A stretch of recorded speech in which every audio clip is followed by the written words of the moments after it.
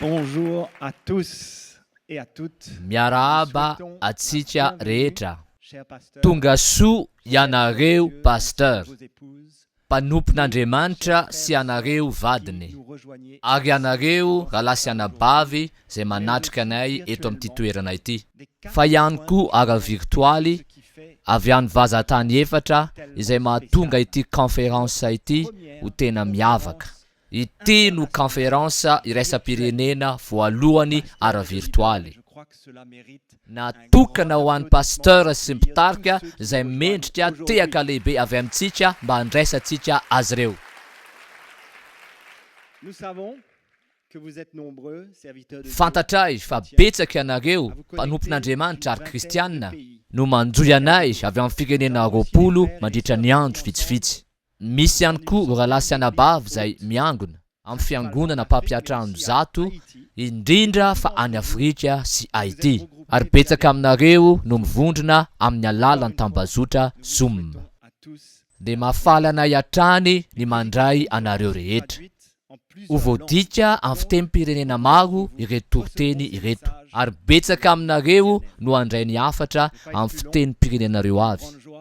Tsy lava resaka intsony aho fa ampifaliana lehibe no handraisantsika androany ny pasteur Mikiardi izay zara amintsika ny filazantsara.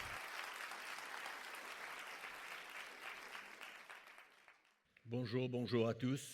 Dia mbola faly miarabantsika rehetra. Joie pour moi de Tena fifaliana ho ahy ny ahafahako ce soir ho tafaraka aminareo androany miaraka amin'reto pasteur à travers le monde. sy mpitory ny filazantsara maro maneran-tany. La bienvenue.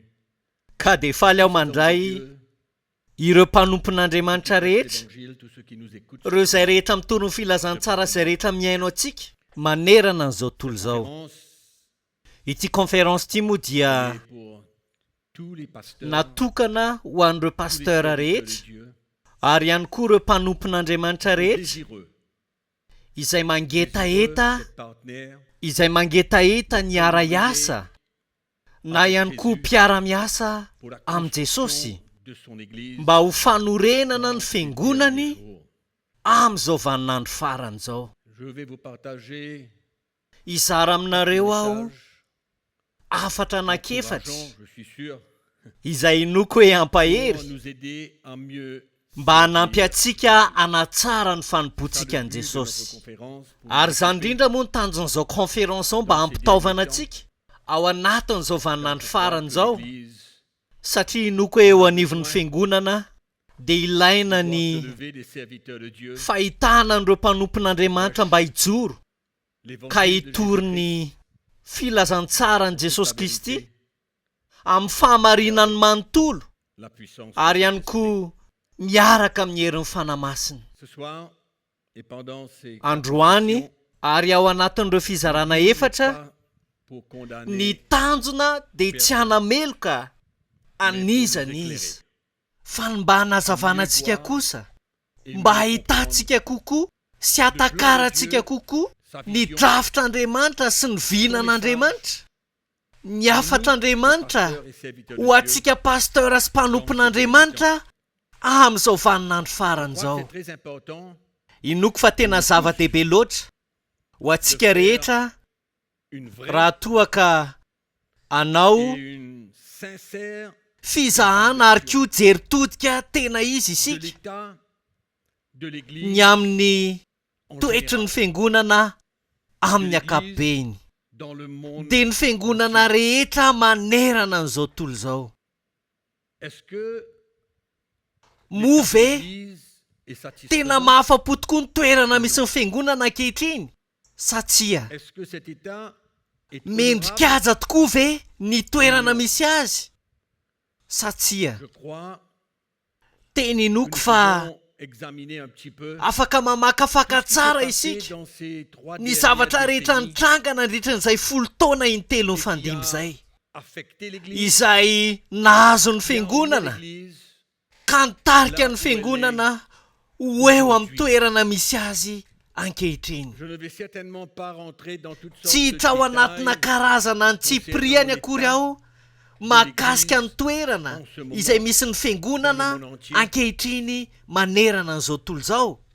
Mais je crois que c'est important Fa ino kosa hoe tena zava-dehibe loatra que nous puissions réaliser ny ahafahantsika matakatra où est-ce que l'Église est aujourd'hui. hoe aiza ho aiza ny misy ny fiangonana ankehitriny. Donc, ne rentrons Ka pas dans noho les izany détails, mais je tsy crois que idirantsika ny c'est antsipiriany important kanefa kosa zava-dehibe loatra de réaliser, d'accepter que ny l'Église atakarantsika sy anekehitsika fa ny fiangonana est devenue amin'ny ankapobeny comme un théâtre dia lasa teatra rempli d'acteurs feno mpilalao bien entraînés.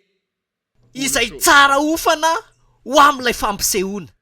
Quand on voit ce qui se passe, Rehefa mijery ny fitrangany zavatra rehetra isika dia ity angamba ny sary mety indrindra l'Église est devenue fa ny fiangonana dia lasa tahaka ny petite maison de tranombarotra, bénédiction, trano fivarotana fitahiana, avec malheureusement ary indrisy fa miaraka amin'ny ny tena mampalahelo des moa zany mercenaires à la tête ny mpitarika azy ireo izay mpikara-manady qui volent le peuple de Dieu, izay mandroba an'ireo vahoaka et an'Andriamanitra c'est très attristant. ary tena mampalahelo tokoa zany. Elle est devenue une exhibition. Ny fiangonana dia lasa fampirantiana L'homme talenta, et les femmes qui expriment ireo leur lehilahy talent sy vehivavy izay maneho ny talentan'izy ireo beaucoup plus que d'être conduits mihoatra par le noho Saint-Esprit. ny tokony tarihan'ny fanamasina azy ireo. C'est une influence bien sûr. Mazava ho azy fa avy amin'ny fisarian'izao Je tontolo crois izao que zany malheureusement l'Église ary mampalahelo indrisy fa ny fiangonana ihany koa dia tafiditra ao anatin'ny fifaninanana ao anatin'ilay rafitra izay mipetraka eny amin'izao tontolo l'Église izao. aujourd'hui en Ny général fiangonana est amin'ny appui ankapobeny ankehitriny dia lasa lavaka fiarin-drano izay hipoiran'ny anganongano sy ny fotom-pampianaran-diso maro. pour cela il y en a. Noho Il y izany en a vraiment. maro ary betsaka Beaucoup tokoa d'hérésies, beaucoup ireo de anganongano fausses sy ireo fotom-pampianaran-diso maro en général. izay mahazo ny fiangonana amin'ny Et ankapobeny. malheureusement ça n'arrête pas là. Ary C'est ny comme tena un mampalahelo business dia tsy financier mijanona teo ilay izy fa lasa fandrarahana ara-bola mihitsy. où l'argent est devenu Ka le ny motif vola principal no lasa antony voalohany indrindra des chrétiens pour se rendre dans l'église. andehanan'ireo kristianina ho any am-piangonana. Parce qu'ils croient Dia lasa sincèrement mino izy ireo, tena mino amin'ny fomba manontolo izy fa amin'ny alalan'ilay zavatra toriana dia hoe anakarena izy qu'ils ireo auront des grands biens. ka hoe lasa Tout anambeona cela, izy bien sûr, kanefa zany rehetra izany dia fitaka avokoa. l'église est aussi devenue un centre. Ny fiangonana ihany koa dia lasa Un ivotoerana, centre, une industrie. ivotoerana na ihany koa orinasa famokarana mozika. Et quelle musique! Mozika manao ahoana Non moa? seulement que c'est Tsy une vitan'ny tendance vers la perfection, fanenjehana ny hatsarana sy ny Mais fahatanterahana c'est fa aussi ihany koa izy io une dia musique mozika izay influencée manaraka ny par le fisarian'ny monde izao tontolo izao qui a pénétré l'église. izay efa tafiditra eo C'est anivon'ny malheureux de fiangonana dire, ary mampalahelo mihitsy ny milaza ho que fanampiny l'église est izany devenue fa ny fiangonana dia lasa klioba avec des activités sociales. miaraka amin'ireo hetsika ara-tsosialy maro Cela samihafa. existe dans l'église, mes frères. Hitantsika eo anivon'ny fiangonana avokoa zany rehetra zany rahalahy fa za mino hoe aoka isika Fermez les yeux. tsy anakipy ny masontsika fa Faut mila être miaika sincère, il faut être isika, vrai. mila tsotra sy mariny tsika ao C'est comme ça anatsika que nous pouvons avancer. fa tahaka izany no Ce ahafahantsika n'est pas en androso faisant l'autruche, tsy amin'ny alala fanaovantsika be marenina en fermant nos yeux, na mifanakipitsika amin'ny masontsika que nous allons avancer. no ahafahantsika Saint-Esprit parle mandroso toujours, fa mbola miteny et hatrany ny l'Esprit de Dieu est fanamasina. à l'œuvre. Ary ny Dans ce dernier fanan'Andriamanitra dia mbola miasa amin'izao vaninandro farany izao mba hanazava an'ireo mpanompon'Andriamanitra sy pasteur. temps, l'église devrait.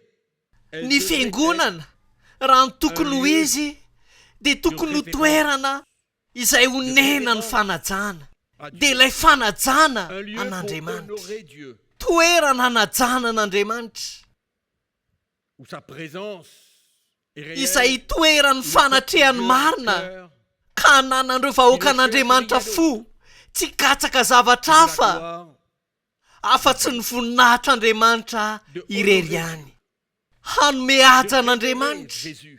ho feno fanajana an' Jesosy, ho tahaka ny mpamonjy, ilay tena Un tompo, lieu ary toerana fibebahana chrétien où tout le monde izay ahafahan'ny kristiana sy ny olona rehetra est encouragé. mba hahery Prédication de l'évangile. noho ny amin'ny fitorinany filazantsara dia andamina ny fony Garder izy, son cœur pur. ka hiazona ny fony mba hadio ary hibebaka ihany koa rehefa tokony atao L'église est un zany. lieu, Ny fiangonana dia toerana un lieu de hibebahana, refuge. toeram-pialofana ho an'ireo rehetra Besoin de zay l'aide, mila ils sont famonjena, accablés, ireo izay very qui ont hevitra besoin de ressentir ka maniry te le hatsapa cœur de Jésus. ny fony Jesosy. C'est ça l'église. Ary izany no atao hoe fiangonana, dia ilay fiangonana maro ny C'est un tompo. lieu où le peuple de Ny Dieu fiangonana vient dia donner sa vie. toerana izay afoizany vahoakan'Andriamanitra ny fiainany, ka tsy tadiavan'izy ireo valiny zany.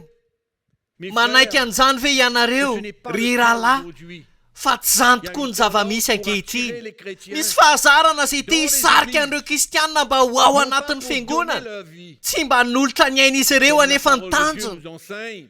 araka Comme ny nous ampianaran'ny voyons dans le tenin'Andriamanitra livre des antsika, Apôtres. araka ny hitantsika ao amin'ny Que boky ny ces asan'ny chrétiens apôstôly, venaient et ils donnaient fa leur tonga vie, ils reto offraient kristiany leur reto vie. mba hanolotra Ils sy cherchaient hanome ny rien fiainany, ka en tsy retour. mikatsaka ninina izy ireo ho C'est pourquoi setriny l'église zany. devrait être un lieu Izany no antony ny fiangonana dia tokony ho toerana izay hatongavan'ireo kristiana hanolotra sy un hanome lieu ny de fiainany, sanctification, toeram-pamasinana où le peuple de ary Dieu toerana ihany koa grandit izay hitombon'ireo spirituellement vahoakan'Andriamanitra ara-panahy, pour de plus en plus ka hatrany hatrany ressembler à Jésus dia ny mba hanahafan'izy ireo an'i Jesosy, par le ka ho Saint-Esprit. voavolavola ny C'est ça fanamasina. l'église de Jésus-Christ, Ary izany no atao hoe fiangonan'i Jesosy Kristy, où le peuple de Dieu vient izay hatongavan'ireo vahoakan'Andriamanitra ka hideran'Andriamanitra amin'ny fony izy ireo manontolo, ary tsy katsaka ninina izy ireo ho valiny un zany. lieu où il ressent Toerana la grâce de ihany Dieu, koa izay hatsapany izy ireo ny un lieu de fahasoavan'Andriamanitra, liberté, toeram-pahasoavana sy toeram-pahafahana izay tsy mba hatsapan'ireo vahoakan'Andriamanitra, de manipulation, vesatra sy fanodikotonan-tsaina na faneriterena Dieu avy amin'ny alalan'Andriamanitra des na pasteurs reo qui prêchent pastera izay mitory l'évangile. ny Un lieu filazantsara, où le légalisme, toerana ihany koa izay tsy ahafahan'ny lalàna il y mahazo a de vahana, moins en moins de lois, toerana izay ahafahan'ny lalàna d'obligations. me miala Un tsikelikely, lieu pour ressentir fa le cœur toerana de Jésus-Christ izay tokony hatsapana kosa ny fony pour Jesosy Kristy, chacun ho d'entre nous. atsika tsiraray avy tsy C'est hakanava. ça l'image de la vraie église de Ary Jésus. zany ny tena endriky ny fiangonan'i Jesosy La Kristy. question se pose, est-ce que les Ary chrétiens ho fantaniana mipetraka dia zao hoe mo ve ireo se kristianina rassembler ensemble, izay tonga miara-miangona, mo mahatsapa an'izany va izy ireo, mo mahita an'izany va izy ireo, est-ce qu'ils sont prêts à venir à l'église vonina tokoa ve izy ireo no pour any ce genre de am-piangonana raison, ho amin'izany karazana antony sy tanjona ou izany, alors ils courent sa ve mihazakazaka izy ireo mba quelque chose hitady pour venir zavatra, gagner quelque chose. mihazakazaka izy ireo mba hahazo Souvent, au zavatra. travers Ary matetika dia amin'ny alalan'ireo fampianaran-diso, amin'ny alalan'ny hafatra diso sy ireo anganongano, Et mes chers pasteurs, mes chers ry amis, pasteur namako, ce n'est plus ry le temps havako, pour cacher la tsy vérité. fotoana tsony izao hanafenana ny La marina, vérité doit être proclamée fa mila ambaratsika ny fahamarinana, mila ambaratsika avec zany amour et avec amin'ny vérité. fitiavana ary amin'ny fahamarinana La ihany vérité koa, doit être connue. fa mila fantatra ny marina, Cachée. tsy tokony ho afenina Elle doit intsony être izany. enseignée, elle doit être Ny fahamarinana dia mila dans ampianarina aucun sy mila compromis. toriana, tsy misy marimaritra iraisana. L'église de Jésus-Christ Ny fiangonan'i Jesosy Kristy dia mila mandre une doctrine ny fampianarana tsisy kilema de la dia ny parole fahamarinan'ny de Dieu. tenin'Andriamanitra. C'est pas la peine d'être long Tsy mila pour vous miteny dire lava beaucoup be aho de mba pasteurs ilazako sont aminareo fa fatigués, maro ny pastera izay reraka, confus kivy dans le ary monde ketraka chrétien eo anivon'ny aujourd'hui. tontolo kristianina Ils sont ankehitriny. zélés tena feny firehetana tokoa izy ireo fa ny mampalahelo dia no ireo fomba mampanao izay tsy ara-baiboly akory. Tena manana zotom-po ny hitondra filazantsara izay tsy ara-baiboly akory, kanefa mety hitsotra ao anatin'ny fony izy ireo mba maniry ihany koa ny fahamarinana izy ireo, fa tsy hananany zany ary zany mahatonga azy mila miaino. Ry rahalahy, tena tsy afeniko anareo fa mba toy izany koa tany aloha.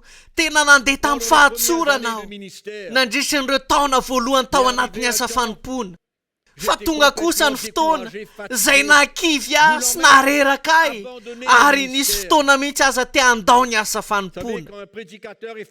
Hitanareo rehefa mipitory teny izay nireraka sy kivy ary diso fanantenana, tia ny tompo ihany izy ary manam-paniriana mbola nompony tompo, kanefa izay fantany ihany no toriany na dia eo aza ny fahatsoram-pony. Fa za kosa tena makasitraka ny tompo ny amin'ny famanginy ahy sy ny nafahako natakatra fa ay mbola misy tsara kokoa noho izay efa nitoriako nandritry ny taona maro. Ary tena makasitraka ny tompo any amin'ny nanokafany amin'ny masoko na dia kely fotsiny aza ka nafahako natakatra. Fa ny filazantsara dia ilay fahamarinan'Andriamanitra, aika mila toriana izy io, fa nila tokony ho fantatra nefa zany. Ary nandeha tsy kelikely teny ny fotoana dia nanomboka nanazava ny fanan'Andriamanitra ny teny tamin'ny fiainako manokana sy ny momba ahy ary izay rehetra mbola tokony ho ataon'ny tompo ao am-poko sy ao amin'ny fiainako. Ary dia mbola misaotra ny tompo hatrany aho satria nekeko izany. Mety ao anatina tranga mitovy amin'izany koa ianao ankehitriny, mivavaka mba hisokatra ny fonao ka ahafahanao miaiky ny toerana misy anao ankehitriny. Tsy fotoana intsony izao anafenan-javatra, anafenanao ny fiainanao. Tsy ekenao ny toerana misy anao fa fotoana anetretena izao. Fotoana izao alalantsika hoe aiza ho aiza misy atsika. Iza moa isika? Inona ny zavatra torintsika? Moa ve mitombo ara-panahy ireo vahoakan'Andriamanitra? Moa ve misy fandrosoana ara-panahy eo anivon'ny fiangonana sy eo amin'ny fiainantsika manokana? Ary izany no antony tena inoko fa maro ireo mpanompon'Andriamanitra eny amin'izao tontolo izao ankehitriny dia mitovy amin'ny tranga izay nandalovako sy ny nandalovan'ny maro ihany koa. Ny fanontaniako androany ho antsika rehetra, matsapa tena ho voakasika ve tsika?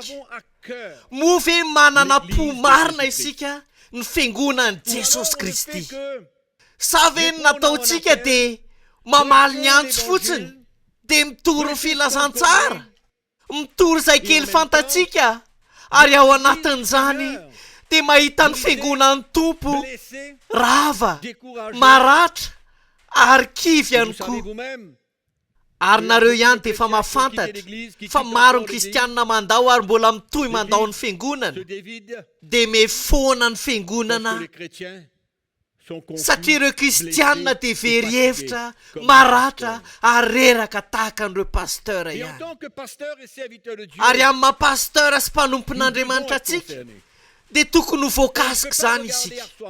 Tokony tsy hijery ny tenantsika fotsiny isika.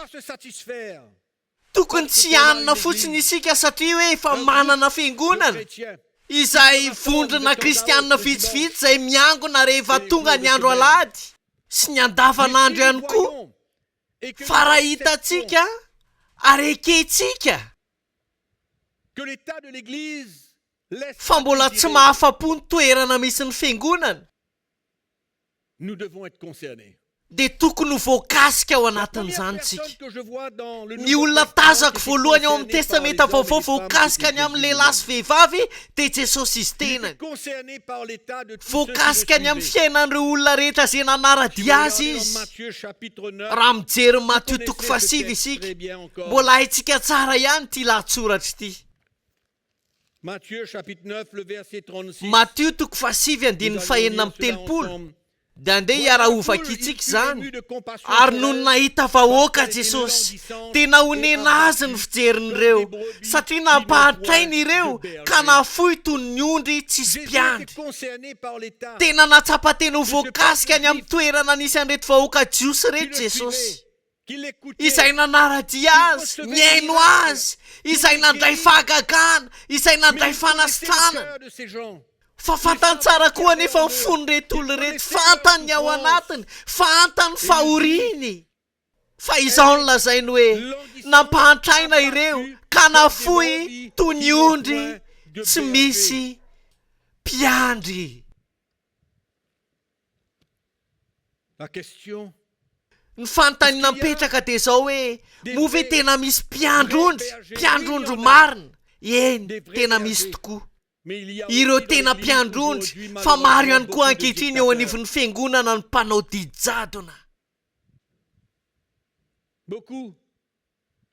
Tena maro ireo izay manao herisetra, ireo mpandeha araka ny lalàna ka mifehy an'ireo vahoaka an'Andriamanitra. Ary mety afaka hiteny tahaka an' Jesosy tsika, vahoaka maro be, ondry maro, reraka ary mahonena. Rehefa tonga tany Jerosalema Jesosy dia nitomany amin'io tanàna io. Nalahelo noho ny toerana nisy any Jerosalema izy, vahoaka izay azy dia nitomany noho ny aminy izy. Hitantsika ao amin'ny filazantsara ny Lioka 7:20 zany. Tsara ny amakitsika an'izany satria ny tenin'Andriamanitra dia tena zava-dehibe tokoa. Ka tsy ho tonontsika fotsiny. Lioka 7:20-7. Ary raha nanakaiky izy ka nahita ny tanàna dia nitomany azy ka nanao hoe raha mba nafantatra mantsy ianao na dia amin'ity andro ity aza izay momba ny fiadanana, fa ankehitriny miafina amin'ny masonao izany. Fa ho avy aminao ny andro izay hanangana ny fahavalonao tovy-tany manodidina anao dia hanempotra anao izy ka hanidy anao manodidina ary hamongotra anao hatramin'ny tany mba mizanaka ao anatinao ka tsy havela nisy vato mifanongoa eo aminao. Satria inona no antony? Ho valiny tsy nahafantaranao ny andro namanginanao. Tsy nafantatra n'ilay andro izay namanginanao ianao. Resy lahatra aho fa tena miteny ny fanahin'Andriamanitra. Miteny ao am-po izy, miteny ao am-pon'ireo pasteur izy. Tonga ny filazantsara ary mbola ho avy hatrany izany, mba hahafahan'ireo izay rehetra mangetaheta sinoana sy manam-paniriana ary tsotra ao anatin'ny fony, mba haheno dia haheno ilay tena afatry Kristy marina izy ireo. Ary ny fanontaniana mipetraka, inona no hanaovantsika an'izany? Ataontsika inona izy ireny? Satria tsy nafantatra ny andro izay namanginanao ianao. Misy tokoa ny famanginy fanamasina amin'izao vaninandro faran'izao mba hampafantatra ny fahamarinana ho an'ny fiangonana dia ho an'ny fiangonan'i Jesosy Kristy. Na ny apôstôly Paoly koa aza dia natsapa-teny ho voakasika. Sokafy miaraka amiko ny baibolinao amin'ny boky ny Galatiana 5:5. I Paoly dia natsapa-teny ho voakasika ny amin'ny toetry ny fiangonana. Ny 5:2. Indro izao Paoly milaza aminareo fa raha mety ho forana ianareo dia tsy asoanareo na dia kely akory aza Kristy. Ary lazaiko marina indray amin'ny olona manaiky ho forana rehetra fa mpitrosa tsy maintsy makatony lalàna rehetra izy. Dia tafasaraka amin'ny Kristy ianareo no tsara amin'izay izay lazain'ny Paoly, tafasaraka amin'ny Kristy ianareo. Na iza izay mitady ho hamarinina amin'ny lalàna. Efa lavo niala tamin'ny fahasoavana ianareo. Reto Galatiana reto zany dia niala tao amin'ny sehatry ny fahasoavana. ary tsy nanam-pifandraisana tamin'i Jesosy Ils ont intsony. annulé le sacrifice de Nofohanan'izy ireo mihitsy ilay sorona izay Jésus nataon'i en Jesosy retournant aux œuvres de tamin'ny la loi. alalan'ny fiverenana tamin'ny asany lalàna. Ils ont quitté le domaine de la grâce. Niala teo amin'ny sehatry ny fahasoavana izy ireo. Ils ont été bernés par des... Fa voataonana mpanompon'Andriamanitra hafa izy ireo mpitory-teny hafa. Et l'apôtre Paul, Ary ny apôstôly Paoly dia tena dans talanjona Galates tokoa. chapitre 1, verset 6, Ao amin'ny Galatiana toko voalohany andiny fahenina dia hoy izy hoe gaga aho. si facilement Gaga aho raha nifindra faingana toy izany ianareo amina filazantsara hafa. Paul était concerné. Natsapa teny ho voakasiky i Paoly tamin'ny toetra ny fiangonana. Isika rehetra ihany koa pasteur sy mpanompon'Andriamanitra mila matsapa teny ho voakasika isika. Ka hananam-po L'état de ny l'Église fiangonana, ny toetra ny fiangonana. Manahoana izy ankehitriny? Iza reo niodina? Iza no very Ils hevitra? sont loin aujourd'hui du vrai Iza no efa nanalavitra ilay tena afatry Kristy marina Qu'est-ce qu'il faut ankehitriny? faire? C'est un cri Inona de no cœur. tokony atao? Antsoantso ny fo zany. Tokony hisy antsoantso tonga avy any anaty lalany fotsika tsirairay avy. Tiré Ka tonga antsika azo antoka sur le bon chemin. fa eo amin'ny lalana tena marintsika Évangile. ka hitory an'ilay tena filazantsara isika.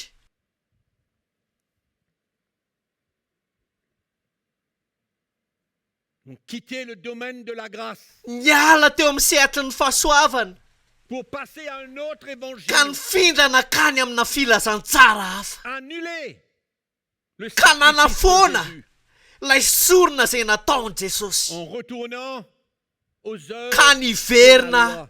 tany amin'ny asany lalàna. Tena tsy faly mihitsy Prêtre Paoly. Galates, il dit vous. Fa izao no lazainy tamin'ireo Galatiana. Ry Galatiana dala. Commencez par l'esprit. Fa nanomboka tao amin'ny fanahy ianareo. Fa ankehitriny Vous êtes dans kosa la chair. ao amin'ny nofy ianareo. Les œuvres de la loi. Ny asany lalàna. Extraordinaire. Mahagaga loatra zany. Qui sont ceux encore qui ont été concernés? Iza ihany koa reo izay natsapa tena ho voakasika. Ny mpanoratra amin'ny boky ny Hebreo ihany koa dia tena voakasika manokana.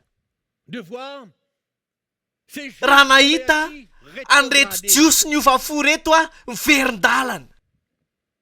Hébreux chapitre 10, on va lire. Hebreo toko 10 aho vakitsika. Hébreux chapitre 10, Hebreo toko 10 verset 32. andininy 2:30. Souvenez-vous de ces premiers jours après avoir été éclairés. Fa tsarovy ny andro fahiny izay naharetanareo ny ady mafy tamin'ny fahoriana rehefa nohazavaina ianareo. Pas exposé comme en spectacle au peu pro. Indraindray raha natao fizano ny fanaratsiana sy ny fampahoriana ianareo, ary indraindray koa raha tonga namana izay azony zany. C'est ça le cœur Hitanareo tsara ny fo de ces juifs convertis. ny fo nananan'ireto jiosy ny ovafo reto Le message de rehefa Jésus-Christ. nandre ny afatry Jesosy Kristy izy ireo. Ils se sont identifiés à lui. Efa nanaka azy izy Ils ireo. avaient perdu quelque chose de Fa nisy précieux. zavatra sarobidy kosa very Ils teo ne amin'izy voulaient ireo. plus s'identifier à Tsy Jésus. te hanaka an' Jesosy tsony izy ireo. Eo amin'ny lalana izy ireo. Tsy te hiaritra ho an'i Kristy Ils ne intsony izy voulaient ireo. plus être persécutés Ary pour tsy te l'évangile. hoenjehana noho ny filazantsara intsony izy ireo. Et ils se sont laissés Dia namela ny tenany ho voafandrika izy ireo. retourner au Ka lasa judaïsme. niverina tamin'ny fivavahana Et l'auteur jiosy. du livre des Hébreux était Ary mazava ho azy inquiet. fa nanà ny mpanoratra ny Hebreo. Natsapa teny ho voakasika izy ary ny hafany dia karazana antso mba ho fiverenana Retourner amin'i Jesosy. Ka vers celui qui les hiverina avait sauvés. amin'izay efa namonjy azy ireo. Continuer dans la foi.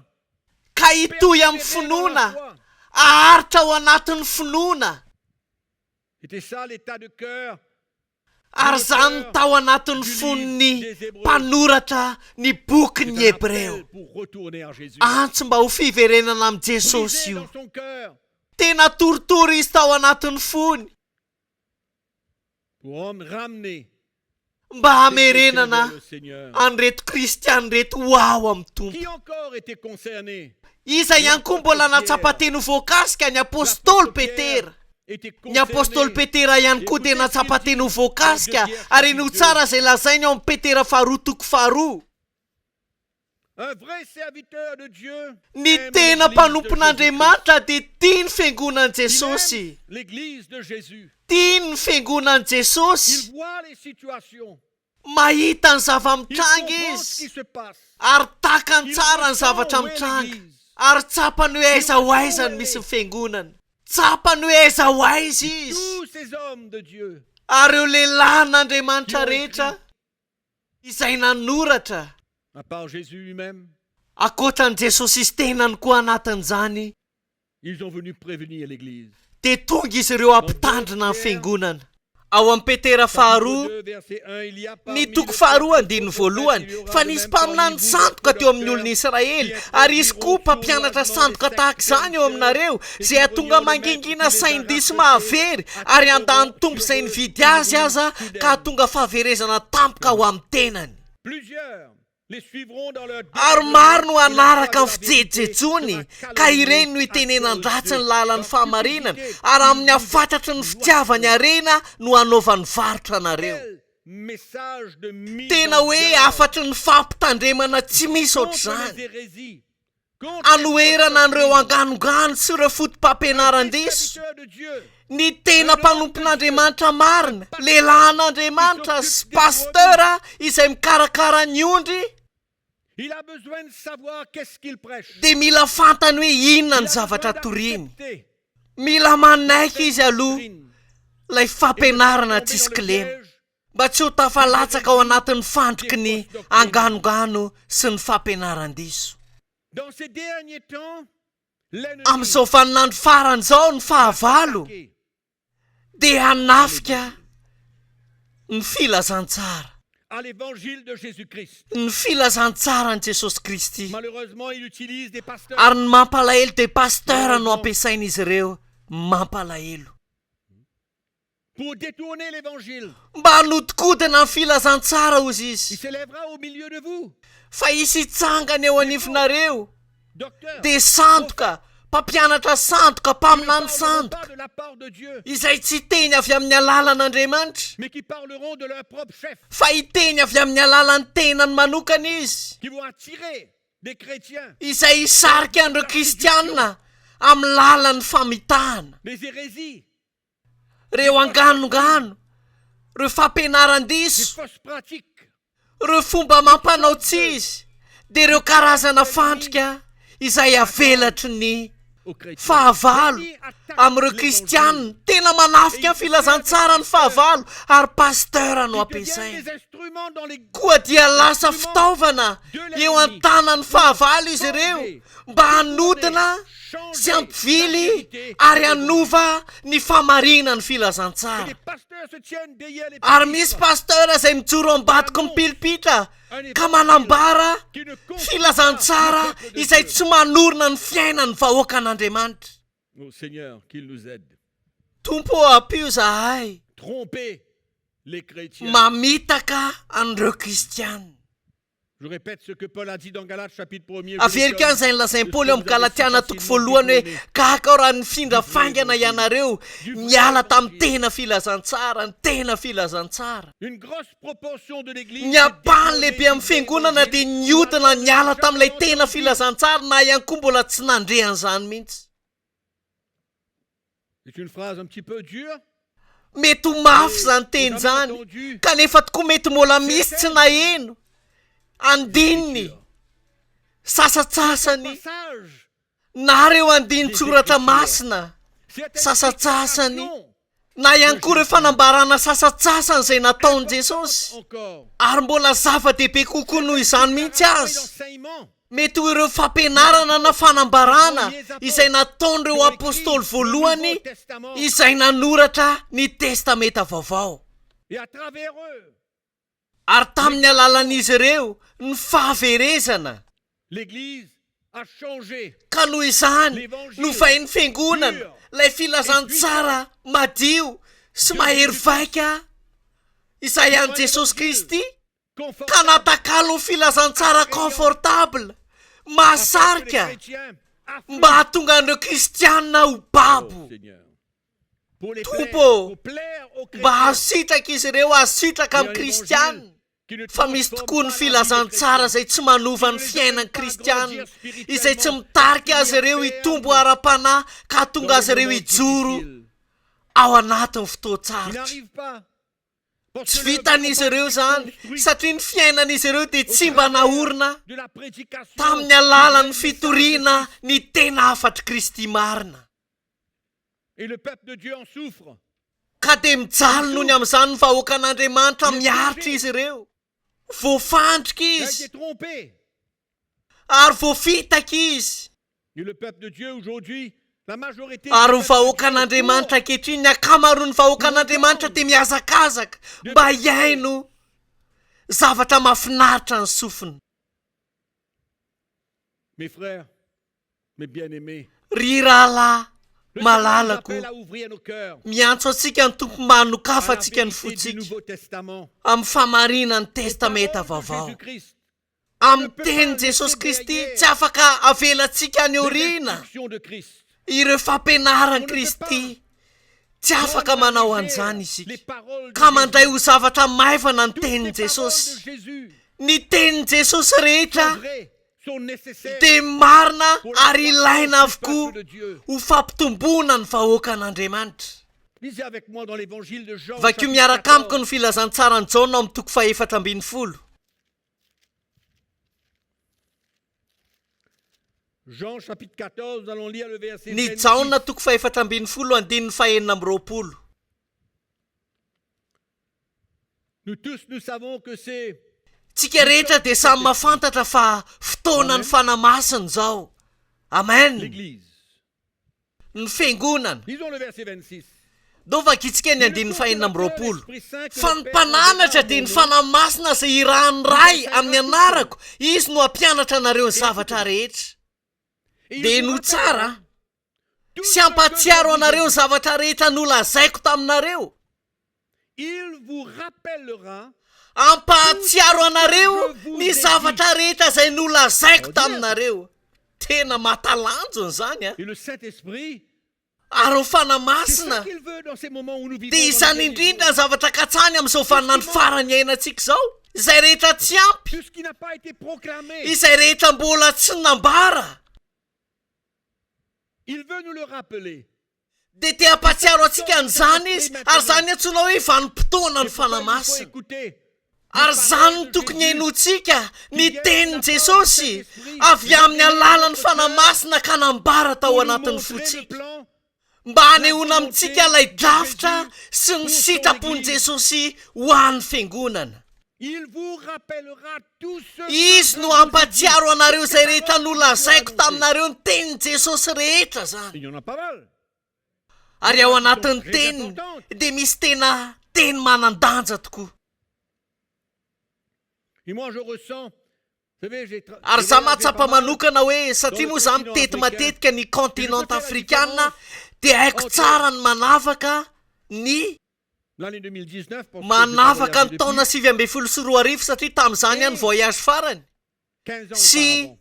ny 5 taona tany Et amin'ny je peux lasa. constater et ressentir Dia mahatsikaritra fa les serviteurs de Dieu misokatra kokoa ny fon'ireo mpanompon'Andriamanitra sy pastera ankehitriny noho ny tamin'ny 15 taona sy 20 taona à lasa. écouter, Misokatra kokoa mba hiaino sy andre. fatigué, Mety hoe tena reraka loatra ve izy ireo na maina loatra, mety noho ny amin'ny antony maro c'est le temps samihafa. du Saint-Esprit. Fa fotoana ny fanamasina zao, asa ny fanamasina ary hetsika ataon'ny fanamasina ihany koa. Tous ceux Mba hikasika ny fon'ireo izay rehetra antsoiny Jesosy amin'izao vaninandro farany zao. Ireo pastera sy mpanompon'Andriamanitra izay misolo tenan'Andriamanitra amin'ny alalan'ny filazantsara izay hitorian'izy ireo. L'Esprit est à l'œuvre. Ary miasa ny fanamasina ao Nous devons anatin'izany. écouter.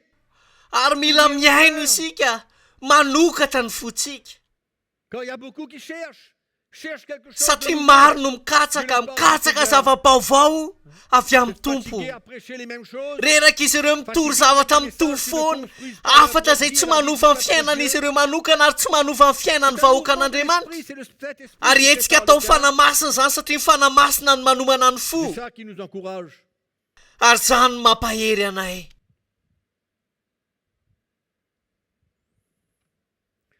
Allons parler un petit peu pour continuer. Dia ho resantsika kely anohizantsika azy. Parler des Écritures. Iresaka ny soratra masina isika. Que l'Église a Izay ignoré nodiny tsy hita, nodiny fiangonana tsy hita. par la plupart des pasteurs. Sy tamin'ny akamaroan'ireo Trois pasteur. dernières décennies, Dia ho au moins, resantsika ireo folo taona intelo fandimby au farany. moins, Farafahakeliny a. Ireo tenin'i Jesosy. les Écritures. Ireo Que soratra l'Église a masina. ignoré. Izay nodiny fiangonana tsy hita tao anatin'ny folo taona intelo ny Des fandimby. paroles qui sont Kanefa essentielles. teny tena manandanja tokoa La mba construction ho de l'Église. fanorenana ny Une fondation fiangonana. solide.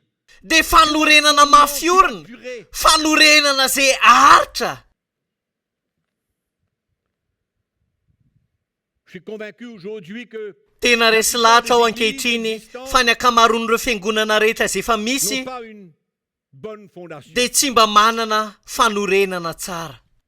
Ils ont une mauvaise fondation. Fa fanorenana ratsy no ananan'izy ireo. Fondation peut-être l'argent, Maro no d'autres manana musique, fanorenana toy ny d'autres, vola, des ny fausses sasany promesses, mozika, d'autres ny une sasany fausse teny puissance, fikasana ou diso, d'autres ny la sasany foi hery trompeuse. sandra, ny Et puis, sasany et les finoana pasteurs mamitaka. qui se donnent Ary ireo pastora izay manolotra ny tenany tsy resaka sy hitory ary ampianatra afa-tsy ireo zavatra ireo. et c'est devenu comme Dia lasa nivadika izy io hoe lasa afatry ny taonjato faraiky amin'ny roapolo. aujourd'hui, c'est Rehefa miaino an'ireo pasteur no ankehitriny dia tsisy afa-tsy ny la vola, multiplication de biens ny fampitomboana fananana, est attaché ny zavatra rehetra à dia l'argent, aux ampifandraisina finances. amin'ny resaka Le vola, chrétien se laisse piéger. dia manaiky ho voafitaka izany koa ny kristianina. Mauvaise fondation. Mais Fanorenana tena ratsy kanefa afatra mahasarika, afatra izay mahasarika qui kristiana, ne produisent kanefa tsy mba mamokatra zavatra firy akory eo amin'ny fiainan'ny kristianina, izay mijanona ho zaza ara-panafona. pas à être des Ka tsy hommes vitan'izy et des ireo femmes mihitsy no tonga lehilahy sy vehivavy ara-panahy izay nitombo tamin'ny fahafantarana any Kristy. Ouvrez votre Bible avec moi dans l'évangile de Matthieu. Sokafy miaraka amiko ny baibolinao ny filazantsara Matio ny toko fafito. Je vais lire à partir du verset 24. Dia ho vakiako manomboka eo amin'ny andininy faefatra amby roapolo. Ces paroles, Ari- nous allons lire Ireteny izay ho pour la vakitsika reto conclusion. dia karazana Le fehiny, sermon de Jésus. fehiny toriteny Jesosy izay lava Vous connaissez be. le sermon sur la montagne. Hainareo tsara angamba ilay toriteny teo an-tendrombohitra. Dia afaka ho vakitsika izany manomboka eo amin'ny toko 5, fahadimy. 6 et 7 Ny toko fahadimy sy ny fahenina sy ny fafito contiennent dia milaza les paroles de Jésus à ses ny disciples. amin'ireo toritenin' Jesosy tamin'ny mpianany.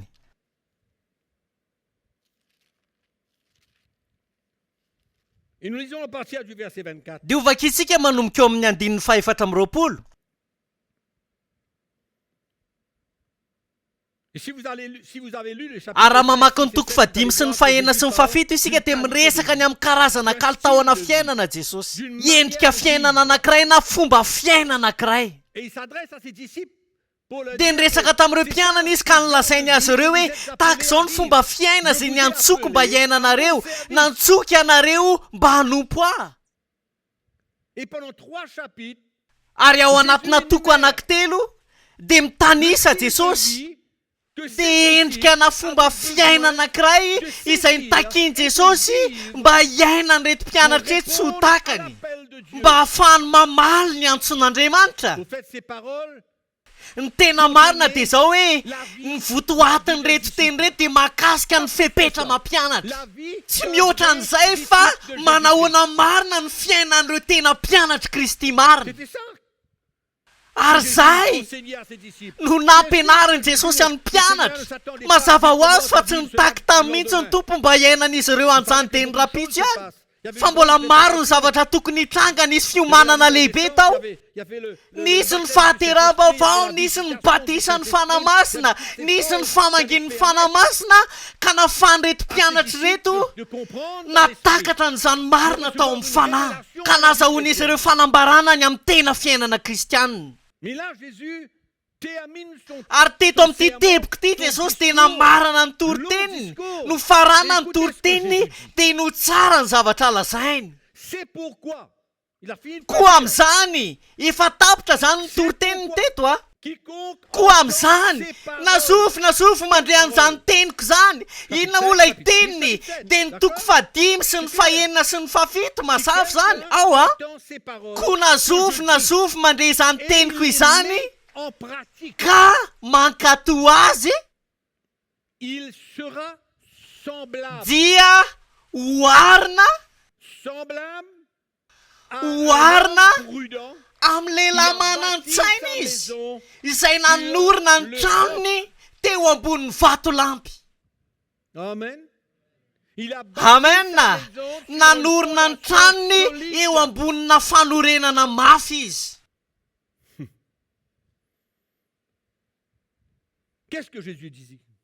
fa inona moa ny tenenin' Jesosy inona ny tiany nolazaina ozy izy hoe raha renareo izay rehetra nolazaiko taminareo teo ka ankatoavinareo izay rehetra nolazaiko taminareo de mipetraka eo amboniny fanorenana mafy ny fiainanareo izany tiany Jesosy lazaina ny porofo fa tena mipetraka eo ambonina fanorenana mafy marina ny fiainanareo tahaka natrano zay miorina eo ambonina vatolampy de zao hoe ankatoavinareo izany teny lazaiko anareo zany izay fiainana tena mpianatra ekenareo ve zany izany tena tian'io ambara rehefa tanterakareo avokoa ny zavatra rehetra nambarako taminareo ka ankatoavinareo izay rehetra nolazaiko taminareo rehefa mandeha arak'izay toromarika izay ianareo de aoko fantatrareo amin'izay fa ny fiainanareo de eo ambonina fanorenana mafy ary eo amboniny fanorenana mafy io amin'izay no ahafahanareo andeha sy aina ho amin'ny fankatoavana an'izany teny zany mazava zany tsy misy fifangarona mihitsy ao anatin'izany fa tena mazava tsara ka noho izany de zao hoe izany no ahafahana maneho fa eo ambonina fanorenana mafy ny fiainatsika ary hitombo ara-panahy ianareo ka afaka amin'izay itsika hijoro ao anatin'ny tafio-drivitra rehefa tonga ny rivotra ny fitsapana ny fahasarotana ny fotoatsarotra sy ny fahoriana sy ny sehatry ny fiainanareo rehetra amen alléluia noho izany ny amantarana ny famantarana zany fa efa tafapetraka eo ambonina fanorenana mafy ny fiainan'ny olona anankiray de afaka mandeha izy ao anatin'ny toromarika zay omeny Jesosy azy zay fiainana efa voaova mihitsy fo zay efa voaova tanteraka mihitsy lehilahy sy vehivavy zay efa voaova tanteraka mihitsy olona zay efa manaraka ny dian'i Jesosy ary manomboka eo izy dia efa mpianatra tsarovy tsara zay teny hoe mpianatra izay mpianatra noho izany inona ny anton'ireo toromarika nomeny Jesosy rehetra inona moa zavatra resahany ny resahany de miresaka ny amin'ny tena mpianatra izy noho izany misy teny anankiroa tena manan-danja ao izay nambarany Jesosy an'reto mpianatra reto de zao hoe fanorenana lay vatolampy izay mafiorina izy io manaiky isika de hoarina amin'ny lehilahy zay nanorina ny trany eo ambon'ny vatolampy zany hoe nandavaka lalina izy ao amin'ny filazantsarany Luka izy de manazava hoe nandavaka faran'izay lalina izy amen nandra-pahitany vato ka manorina ny tranony eo ambon'ny vato io mila takatsika zany ry rahalahy mila tena takatsika zany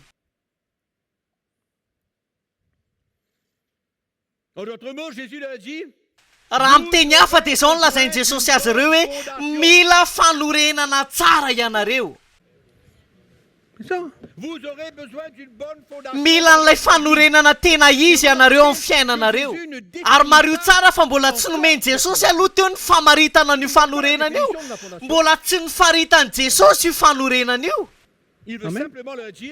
fa zao fotsiny lazainy azy ireo hoe mila fanorenana tsara ianareo mahatonga anareo lasa mpianatra sy ankatoary sy olo-tenary zay ny tenin Jesosy Donc il y eto a deux mots importants que vous avez noho izany misy teny anankiroa manan-danja mila tsaroantsika de fanorenana sy mpianatra C'est bon? ao a Ok, on avance manaiky un petit isika do tsika mbola hitohy kely any peu.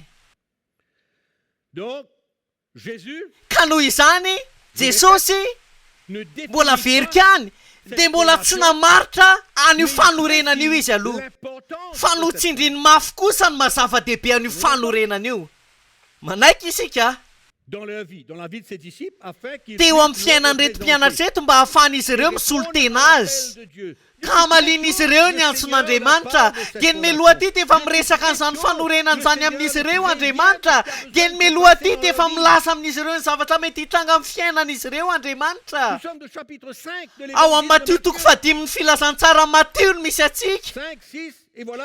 ny toko fahadimy sy ny fahenina rindro isika mamarana ny toko fahafito izay anazavany tompo ary tena mazava Mais l'apôtre Paul, à son tour, fa ny apôstôly Paoly ihany koa anefa de mba hiresaka fanorenana ihany koa chapitre izy 3, ouvrez votre Bible avec moi, sokafo miaraka amiko ny baibolinao amin'ny Korintiana voalohany toko fahatelo L'évangile est clair, mes frères. mazava ny filazantsara raha lasy anabavy tena mazava 1 Corinthiens chapitre 3. Voilà Korintiana voalohany toko fahatelo inty koa ary Paoly apôstôly fa miroso dans une prédication lui aussi. miroso ao anatina toriteny koa ary Selon la izy grâce de Dieu, de eo amin'ny andininy fafolo araka ny fahasoavan'Andriamanitra nomena Paoly apôstôly zany eto no j'ai miresaka posé- no nanaovako il a fanorenana nametraka fanorenana koa zany Il izy parle aux Corinthiens, il dit, j'ai posé le miresaka fondement, amin'ny Korintiana izy toy zay tahaka mpitamarika mahay nanaovako fanorenana ary ny hafa mandrafitra eo amboniny nefa aoka ny olona rehetra hitandrina zay arafiny eo amboniny fa tsy misy mahay manao fanorenana hafa afa-tsy zay natao ty Jesosy Kristy Nous allons nous somary aka fotoana foy isika mba hahafahantsika pour miresaka parler du verset 10. ny andininy fahafolo Donc l'apôtre Paul parle d'une fondation. noho izany qu'il a Paoly posée apôstôly dans de l'église nametraka an'ilay Corinthienne. fanorena zay napetrany tao amin'ny fiangonana Il Korito parle, notez bien, ary mario tsara il parle de l'importance ary de cette resany mihitsy fondation ny mazava-dehibe an'io fanorenana io que d'autres enseignements alohan'ny soient sy ny portés fampianarana à hafa ho l'église. tonga ao anivon'ny fiangonana mila takatra reo tsara aloha Il zay faut que vous compreniez ça. mila takatra reo tsara aloha Ce que zany je viens de dire. izany zavatra vao nolazaiko teo zany fa ho Paoly apôstôly nefa aoka ny olona rehetra samy hitandrina zay arafiny aiza eo amboniny noho izany mialohan'ny hahatongavany zavatra anankiray eo anivon'ny fiangonana de tokony efa tafapetraka aloha ilay fanorenana voalohany indrindra ary izay no lazainy Paoly C'est ça qu'il dit. izany no ambarany eto Dans un verset, l'apôtre any amin'ny andininy hafa i Paoly de manazava mahazava-dehibe an'io fanorenana io afaka zao fotsiny eny lazainy Paoly apôstôly araka ny fahasoavan'Andriamanitra nomena tahaka ny fanaom-pitamarika mahay no nanaovako fanorenana de tsinony zany fanorenana zany fa Jesosy Kristy de nijanona treo izy fa tsy zany de mihitsy Dieu noho ny pour fahendren'Andriamanitra nous éclairer. mba hahafany manazava Et la tsika révélation du Saint-Esprit. ary ny fanambarana avy amin'ny fanamasina no maneho amintsika fa Rien ne doit être porté tsy à misy l'église. ninina aloha tokony ho hipetraka eo amin'ny fiangonana raha tsy tafapetraka ilay fanorenana mba hahatonga ny fiangonana ho mafiorina Je prie que tous les pasteurs mivavaka ao mba reo pastera rehetra zay mandresy zay mbola andre comprennent dia ahita sy et atakatra ressentent. ary atsapa Personne ne peut porter quoi que ce soit. ny famakiko an'io de zao hoe tsy misy olona afaka mametraka ninina eo fiangonana raha tsy tafapetraka aloha fanorenana Que chacun prenne garde ozy à izy la hoe manière nefa aoka qu'il ny va olona vivre rehetra sous hitandrina zay arafiny ao ambaniny ve sa tao alohany tsy afa hitandrina zay arafiny eo amboniny izany hoe mila eo aloha ilay fanorenana vao afaka manangana eo amboniny mila tafapetraka aloha ilay fanorenana Amen.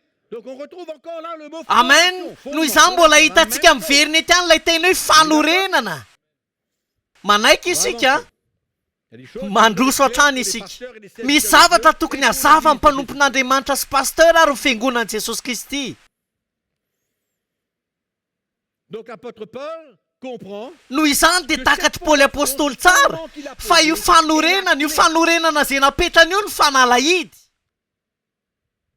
elle est la clé Io ny fanalahidy pour former des ahafahana mamolavola ny tena mpianatra. fondements.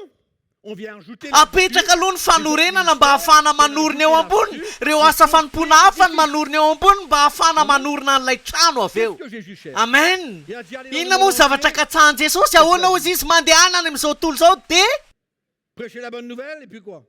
mitoreny filazantsara Il a dit, dia ataovy mpianatra ny firenena rehetra. Anao ny olona ho tonga mpianatra ary zay ny tanjony. Atonga ny olona naradian'i Kristy. ceux qui obéissent et ceux qui font ce que le Seigneur Dia ireo demande. izay makatozy sy manao izay Ceux qui takian'Andriamanitra. représenter le Seigneur. Ireo olona izay misolo tenan'Andriamanitra. Amen. C'est pourquoi Paul dit Amen. Ary zany mahatonga Paoly milaza hoe manahafa tahaka ny anahafako an Kristy. Izay ny antony itenenany an'izany.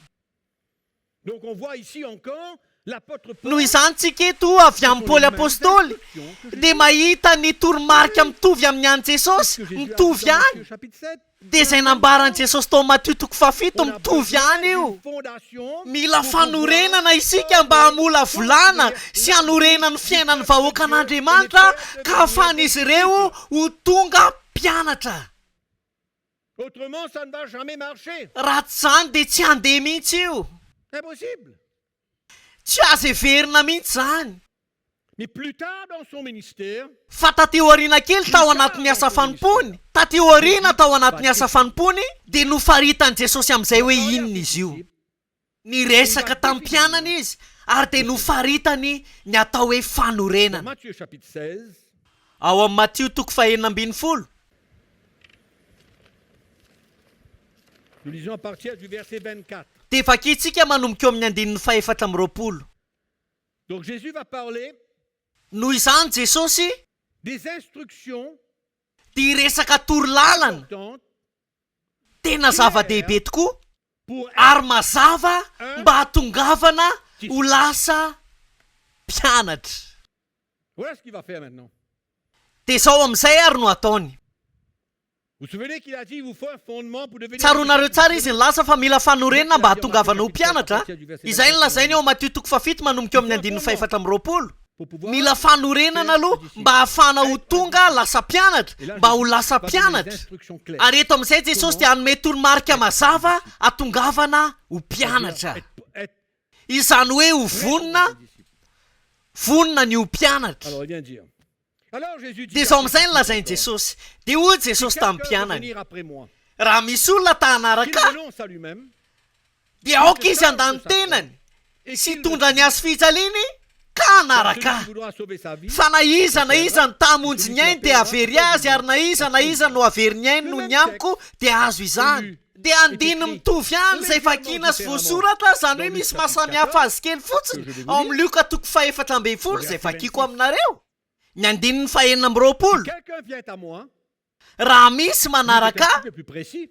Il dit, somary sans me précis référer à kokoa son père, Luka. à sa mère, à sa femme, Raha à ses misy enfants, manaraka à ses ka tsy frères, mankala et à ny sa rainy, famille, ny reniny, ny il vadiny, ne ny zanany peut sy ny être rahalahy sy ny anabaviny. Et Eny na ny ainy koa aza dia tsy azo ekena ho mpianatra io izy. Nazovy no tsy mitondra ny azo fijaliany ka tsy manaraka dia tsy azo ekena ho mpianatra izy. C'est un petit peu plus compliqué là. Me lasa sarotra ny zava-misy C'est un petit eto. peu général. Teo aloha dia somary fanambarana C'est une kapobe. déclaration un peu générale. Izay fanambarana kapeny hoe mila fanorenana. Un fondement. Hoe mila tonga mpianatra, mila anatina fanorenana, ho azontsika ihany ny tiany ambara. Ary eo amin'ny 5:20 dia tonga amin'izay aza Jesosy hamaritra an'io fanorenana io. Et qu'est-ce qu'il dit? Inona ary ny lazainy? Qu'est-ce qu'il a Raha besoin de misy faire? te ho tonga mpianatra dia inona ny tokony ataony? Il a besoin de se renier soi-même. Voalohany aloha dia mila mandany tenany izy. Faharoa manarak'izay dia mila mitondra ny azo fijaliana izy ka manaraka an Jesosy. Mbola toromarika mitovy hafa indray, raha tsy zany dia tsy afaka ny ho tonga mpianatra izy. Raha vao tsisy fanorenana dia tsy azo heverina ny hamola volana mpianatra. Amen. Vous pouvez avoir 5000 afaka manana olona 5,000 ianao anatin'ny fiangonanao, afaka manana mpino 2 alina ianao ao anatin'ny fiangonanao, rehefa mivavaka lahady fa raha vao tsisy fanorenana eo amin'ny fiainany dia toetra zaza foana izy ireo tsy afaka ny ho tonga mpianatra mihitsy. Ny lanjan'ilay fanorenana dia mila tafity tao anatiny zany, ary misy antony Paoly matony teny manao hoe mila tafapetraka aloha ifanorenana io mialohan'ny hahatongavany toriteny sy ny fampianarana sy ny fampaherezana ho tonga any amin'ny vahoaka an'Andriamanitra.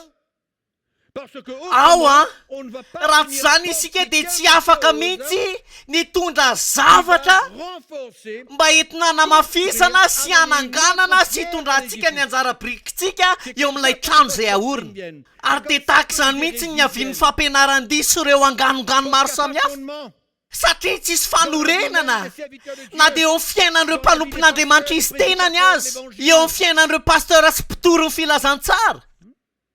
Paul fait bien de dire une chose pareille. Ary misy antony Paoly matony teny zavatra tahaka izany. Important. Lay zava-dehibe indrindra, ary dia nampiany Jesosy zany eo amin'ny toko 212 hoe tsy azo heverina ny hahatonga antsika ho lasa mpianatra raha tsy mandany tenanareo ianareo, mamery ny ainareo, matiny amin'ny tenanareo, matiny amin'ny faniriana sy ny filana sy ny maizy anareo, ka hitondra ny azo fijalianareo ka hanaraka azy, raha tsy zany dia tsy azo heverina zany mazava gambo zany. Tsy misy fifangaroana ao anatin'izany ary tsy afaka tsoatsika ao anatin'ny filazantsara io andinina io. Tsy afaka manao an'izany tsika, tsy mananjo anao an'izantsika. Ary ireo torolalana ireo andinin-tsoratra masin'ireo tao anatin'ny 10 taona intelo fandimby, farafahakeliny dia nampirima tao anaty tiroara.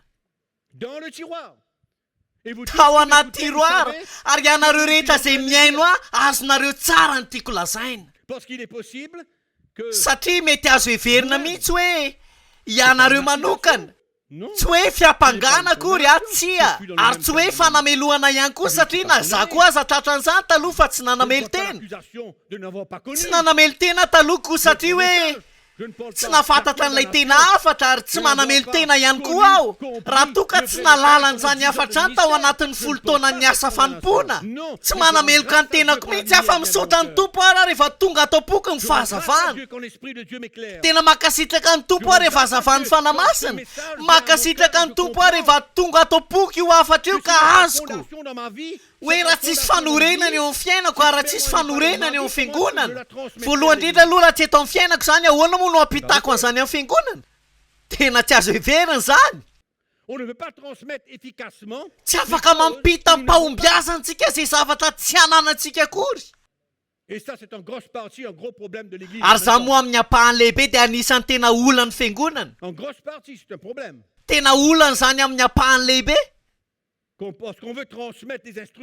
Satria mba te hampita ny torolalan'i Jesosy tsika ho ana fiainana kristianina, kanefa tsy afaka isika. Tsy vitantsika mampita an'izany fiainana izany ary tsy vitantsika mitondra an'ilay fandresen-dahatra avy amin'ny fanamasina eo amin'ny fiainan'ny olona. Noho izany manaiky fa isika fa miresaka fanorenana Jesosy eto, ary ihany koa miresaka ny mampianatra Jesosy eto. Misy fototra mila petraka mba hatongavana ho mpianatra Jesosy Kristy.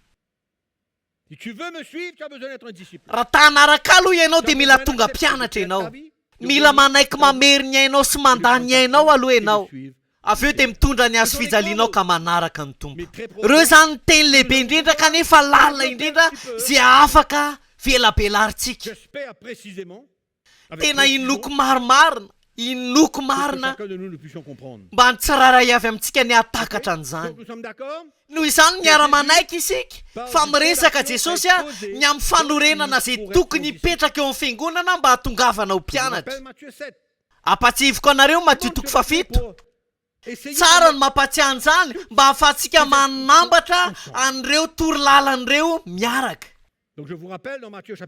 Noho izany mampatsiaro anareo Matthieu 7 fa ilaina io fanorenana io hatongavana ho mpianatra efa andresantsika izany, ary teny ilaina izy io. Nangataka taminareo ihany koa mba atsiarovanareo teny anankiroa, dia izao hoe fanorenana sy mpianatra Jesosy Kristy.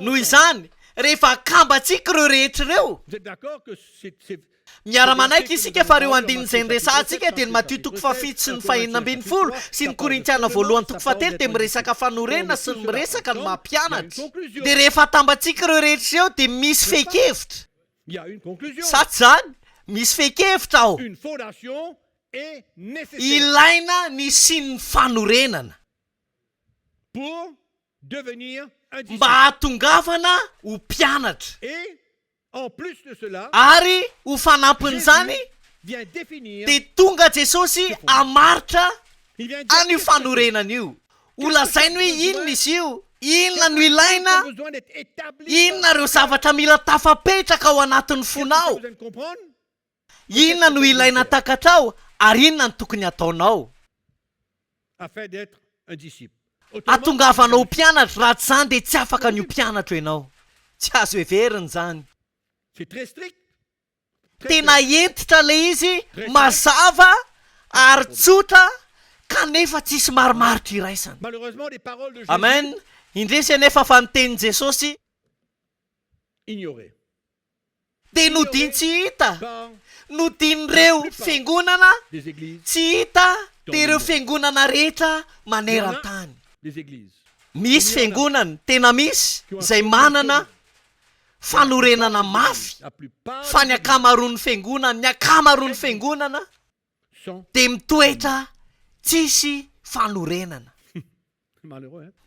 Je me tena demande mampalahelo a pourquoi quand je pense indraindray que tena c'est mametra-panontaniana quelque rehefa misaintsaina chose, je me an'izany zavatra demande rehetra zany quelle fondation qui est posée. dia mametra-panontaniana hoe fanorenana manahoana tsy haiko na mety misy anankiray akory aza ve reo fiangonana zay vao miforona rehetra manerana an'izao tontolo zao Les églises qui commencent, qui s'ouvrent. reo fiangonana zay vao misokatra miaraka amina olona ray Qui est pasteur. miaraka amina pasteur anankiray Je me demande quelle fondation dia il y a dans mametra-panontaniana cette hoe église. fanorenana manahoana misy eo anivon'ireny fiangonana ireny Et même dans les églises qui existent. eny fa na dia amin'ireo fiangonana efa misy azy voalohany indrindra aloha amin'ireo fiangonana zay efa misy faharoa manarak'izay dia eo amin'ireo fiangonana zay misokatra isan'andro fanorenana manahoana no misy ao anatin'ireny mampametra-panontaniana de peine une image tsy hoe manome endrika ratsy sy mainty ary maizina mahakasika ny fiangonana aho fa mila kosa isika être vrai et mila isika marina sy tsotra ao anatin'ny fotsika ny amin'ny fomba fijerintsika ny fiangonana sy ny fiainantsika manokana amin'ny mapasteur atsika amin'ny mampanompon'Andriamanitra atsika sy mpitory ny filazantsara atsika quand le Seigneur emmène sa lumière, rehefa mitondra amintsika ny fahazavany ny tompo ary manambara amintsika ny fanahy ary ao anatin'ireo fizarana anankiefatra ny anankiroa enotsika androany ary ny anankiroa rahampitso ao anatin'ireo fizarana efatra eo dia mivavaka mba hanazava amintsika ny fanamasina ka afatsika mandray fanapahan-kevitra lehibe eo amin'ny fiainantsika mba hahitantsika ny tenantsika manokana mba hanambarany fanamasina ny momba antsika hoe toy ny ahoana no hanompotsika ny tompo toy hoe mpanamanao ahoana no hanompotsika azy quelle fondation que nous avons fanorenana inona no hananantsika eo amin'ny fiainantsika Je prie que l'Esprit de Dieu nous aide. mivavaka ao mba hanampy antsika eny ny Un fanan'Andriamanitra éclaircissement ka tena hitondra fahazavana lehibe mahakasika n'io fanorenana io dans notre zay vie. tena ilayntsika eo amin'ny Je prie que l'Esprit fiainantsika de Dieu nous éclaire. mivavaka ao mba hanazavantsika eny ny fanahin'ny tompo Nous puissions ka savoir tsika rehetra dia samy halala ny lalana zay qu'est-ce izorantsika que Dieu a besoin de faire. inona ny tokony mbola ho ataon'ny tompo inona ny zavatra mbola tsy fantatra inona izao ny zava-baovao amiko inona ankehitriny ny zavatra naseho amin'ny fanamasina inona ny ataoko amin'ny zavatra zay reko zany ny fantaniana tokony hapetratsika tsirairay avy Amen. Et que Amen. l'Esprit de Dieu m'a éclairé moi. ary rehefa nanazava ny fanan'Andriamanitra taona maro lasa Je me suis posé certaines questions. dia nametra-panontaniana ny tenako aho Et comme je vous ai dit tout à l'heure, je rends grâce à Dieu. ary araka ny teneniko anareo teo hoe tena misaotra ny tompo aho satria fanapahan-kevitra tsara ny À la raisiko lumière que j'ai noho reçue, ny lay fahazavana zay voaraiko et je suis convaincu que l'Esprit ary de tena Dieu resy dans lahatra aho cette fa ny génération fanan'Andriamanitra amin'izao vaninandro faran'izao dia mikatsaka an'ireo olona zay novidiana izy tenany izay novidian'Andriamanitra izy tenany mba hiara-iasa aminy à cette grande mba handray anjara ao anatin'ny fanorenana lehibe ny fiangonany dia ny fiangonany jesosy kristy ary mivavaka ao mba ho maro anye ireo pastera sy ireo mpanompon'andriamanitra ary mpitoroteny izay miaino atsika ka ao arinan'izao fizarana anakefatra izao ka hahafahanay mahita ny valiny avy amin'ny akamaroantsika ka amalitsika zany antson'andriamanitra izany safidy izay ilaina raisiny tsirairay avy zany nyresaka taminareo any andritry ny ty tapany ity mahakasika na fanorenana ary azo antoka fa mametra-panontaniana ianareo hoe inona izy io ho tongany isika no resantsika tamin'ny akabeany famaritana azy izay ho velabelarintsika sy fampizarana aminareo ao anatin'ny fahatsorana sy ny fahamarinana mba hahafahantsika tsirairay avy samy atakatra hoe aiza ny lalana lehan'ny fiangonana ary inona ny entsoana ho ataon'ny tsirairay tena mampahery anareo aho mba hijanonanareo foana miaraka aminay jesosy manorona ny fiangonany aoka haritra trany ianareo